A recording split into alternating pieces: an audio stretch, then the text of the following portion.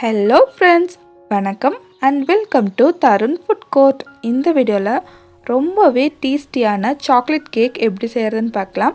இந்த cake oven இல்லாமல் egg இல்லாமல் செஞ்சுருக்கேன். ரொம்பவே சிம்பிளான மெத்தடில் ரொம்ப சாஃப்டாக இருக்கும். சரி வாங்க எப்படி செய்கிறதுன்னு பார்க்கலாம். கேக் பேட்டர் ரெடி பண்ணுறதுக்கு முன்னாடி குக்கரை ப்ரீஹீட் பண்ணி வச்சுக்கலாம். இது போல் ஒரு ஸ்டாண்ட் வச்சுருக்கேன். ஸ்டாண்டுக்கு மேலே இது போல் ஒரு பிளேட் வச்சுருக்கேன். இதே மாதிரி தான் பிளேட் இருக்கணுன்ற அவசியம் இல்லை. ஃப்ளாட்டான எந்த ஒரு பிளேட்னாலும் நீங்கள் யூஸ் பண்ணிக்கலாம். இது ரெண்டையுமே கரெக்டாக அரேஞ்ச் பண்ணி வச்சதுக்கப்புறமா குக்கரில் கேஸ் கட் எதுவும் போடக்கூடாது. அந்த பெல்ட் மாதிரி இருக்கும் இல்லைங்களா, அது போடாமல் க்ளோஸ் பண்ணி வச்சிடணும். க்ளோஸ் பண்ணிவிட்டு லோ ஃப்ளேம்லேயே வச்சிட்ருங்க. அடுத்ததாக கேக் பேட்டர் ரெடி பண்ணிக்கலாம். இதுக்கு ஒரு மிக்சிங் பவுலில் இது போல் ஒரு சன்னி வச்சுருக்கேன். அதில் 1 கப் போல் மைதா மாவு சேர்த்ததுக்கப்புறமா 4 டேபிள் ஸ்பூன் கொக்கோ பவுடர் சேர்த்துக்கிறேன். அதாவது 1/4 கப் போல் கொக்கோ பவுடர் ஆட் பண்ணிக்கிறேன். 4 டேபிள் ஸ்பூன் ஆட் பண்ணியாச்சு. கொக்கோ பவுடர் சேர்த்ததுக்கப்புறமா 1 டீஸ்பூன் போல் பேக்கிங் பவுடர் சேர்த்துக்கிறேன். 1 டீஸ்பூன் போல் ஆட் பண்ணிக்கோங்க. அடுத்ததாக பேக்கிங் சோடா 1/2 டீஸ்பூன் சேர்த்துக்கிறேன். இது கூடவே ஒரு பிஞ்ச் அளவுக்கு உப்பு சேர்த்துட்டு 1 டீஸ்பூன் போல் இன்ஸ்டன்ட் காஃபி பவுடர் சேர்த்துக்கிறேன். சாக்லேட் கேக்கு கொஞ்சம் போல் இன்ஸ்டன்ட் காஃபி பவுடர் சேர்த்து பாருங்கள், டேஸ்ட் ரொம்ப சூப்பராக இருக்கும். அவ்வளோதான், இதெல்லாமே சேர்த்துட்டு ஒரு முறை நல்லா சலிச்சு எடுத்துக்கலாம். இது போல் நல்லா சலிச்சதுக்கப்புறமா ஒரு விஸ்க் வச்சு நல்லா மிக்ஸ் பண்ணிக்கிறேன். இது போல் ஒரு முறை நல்லா கலந்து விட்டுக்கோங்க. இது போல் கலந்து விட்டால் தான் நம்ம சேர்த்துருக்கிற எல்லா இன்க்ரீடியண்ட்டுமே ஒன்றோடு ஒன்று நல்லா கலந்து வரும். இந்த அளவுக்கு எல்லாமே ஒன்றோடு ஒன்று கலந்ததுக்கப்புறமா இது ஒரு பக்கமாக வச்சுட்டு இன்னொரு பவுல் எடுத்துருக்கேன். இதில் 1/2 கப் போல் பவுடர் பண்ண சுகர் ஆட் பண்ணிக்கிறேன். சர்க்கரையை மிக்ஸி ஜாரில் சேர்த்ததுக்கப்புறமா நல்லா பவுடர் ஆக்கிட்டு அதுக்கப்புறமா ஆட் பண்ணிக்கோங்க. கூடவே 1/2 கப் போல் புளிப்பில்லாத தயிர் சேர்த்துக்கிறேன். தயிர் சேர்த்ததுக்கப்புறமா 1/4 கப் ரிஃபைண்ட் ஆயில் ஆட் பண்ணிக்கிறேன். ஆயிலுக்கு பதிலாக ரூம் டெம்பரேச்சரில் இருக்கிற பட்டர் கூட ஆட் பண்ணிக்கலாம். இதெல்லாம் சேர்த்துட்டு ஒரு விஸ்க் வச்சு நல்லா கலந்து விட்டுறணும். நம்ம சேர்த்துருந்த சர்க்கரை, எண்ணெய், தயிர் எல்லாமே ஒன்றோடு ஒன்று கலந்து வர்றது போல் நல்லா கலந்து விட்டு எடுத்துக்கணும்.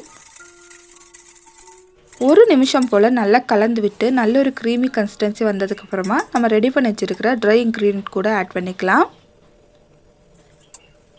இதெல்லாத்தையும் ஒன்று சேர்த்ததுக்கப்புறமா மெதுவாக கலந்து விடுங்க. ஸ்பீடாக கலந்துட்டிங்கன்னா கேக் ஃப்ளஃபியாக வராது. எந்த அளவுக்கு முடியுமோ அந்த அளவுக்கு மெதுவாக கொஞ்சமாக பால் சேர்த்துட்டு ரிப்பன் கன்சிஸ்டன்சி வர்ற வரைக்கும் நம்ம கலந்து விட்டுக்கலாம். இப்போ தேவையான அளவுக்கு நம்ம பால் சேர்த்துக்கலாம். கிட்டத்தட்ட 3/4 கப்லேருந்து 1 கப் வரைக்கும் பால் தேவைப்படும். மெதுவாக கலந்து விடுங்க. மெதுவாக கலந்து விட்டுட்டே இருந்தீங்கன்னா இது போல் க்ரீமி கன்சிஸ்டன்சிக்கு வந்துடும். இந்த ஸ்டேஜில் 1/2 எலுமிச்சப்பழம், அதாவது 1 டீஸ்பூன் அளவுக்கு எலுமிச்சப்பழ சாறு பிழிஞ்சு விட்டுறேன். லெமன் ஜூஸ் சேர்த்ததுக்கப்புறமா திரும்பவும் ஒரு தடவை மெதுவாக கலந்து விட்டுட்டு ஆல்ரெடி கேக் டின்னில் கொஞ்சம் போல் ஆயில் தடவிட்டு மேலே பட்டர் பேப்பர் ஒட்டி வச்சுருக்கேன். அதில் இந்த கேக் பேட்டரை ஆட் பண்ணிக்கிறேன். உங்கள்கிட்ட பட்டர் பேப்பர் இல்லைன்னா கொஞ்சம் போல் ஆயில் தடவிட்டு அதுக்கு மேலே மைதா மாவு டஸ்ட் பண்ணி எடுத்துட்டிங்கன்னா கேக் ஒட்டாமல் வரும்.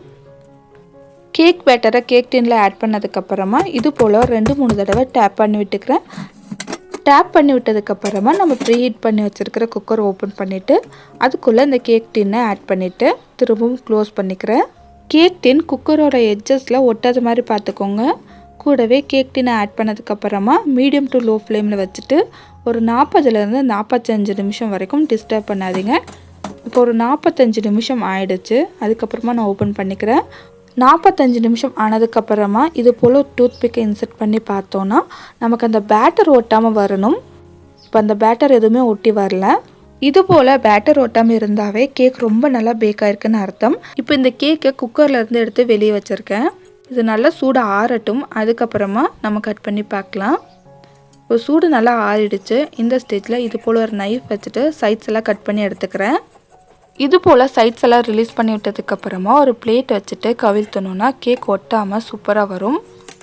இது போல் திருப்பி போட்டுட்டு ஒரு தடவை டேப் பண்ணிவிட்டு அதுக்கப்புறமா கேக் டின்னை ரிலீஸ் பண்ணிக்கலாம்.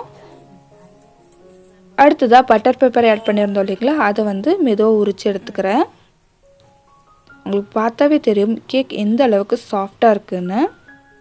ரொம்ப சூப்பரான ஸ்பாஞ்சியான சாக்லேட் கேக் ரெடி ஆயிடுச்சு. ரொம்ப சிம்பிளான மெத்தடில் எக் எதுவும் இல்லாமல் சூப்பராக செய்யலாம். கண்டிப்பாக ஒரு முறை ட்ரை பண்ணி பாருங்கள். இப்போ இந்த கேக்கை நான் கட் பண்ணி காமிக்கிறேன். எந்த அளவுக்கு சாஃப்டாக இருக்குதுன்னு நீங்களே பாருங்கள். கண்டிப்பாக நான் சொன்ன இதே மெஷர்மெண்ட்டோடையும் இதே மெத்தடில் நீங்கள் செஞ்சிங்கன்னா இந்த அளவுக்கு சாஃப்டாக ஸ்பாஞ்சியான கேக் உங்களுக்கு கிடைக்கும். கண்டிப்பாக ஒரு முறை இதே மெத்தடில் இதே மெஷர்மெண்ட்டோட ட்ரை பண்ணிவிட்டு எப்படி வந்திருந்ததுன்னு கமெண்ட் பண்ணுங்கள். இந்த வீடியோ உங்களுக்கு யூஸ்ஃபுல்லாக இருந்திருந்தால் சேனலுக்கு லைக் அண்ட் சப்ஸ்கிரைப் பண்ணிக்கோங்க.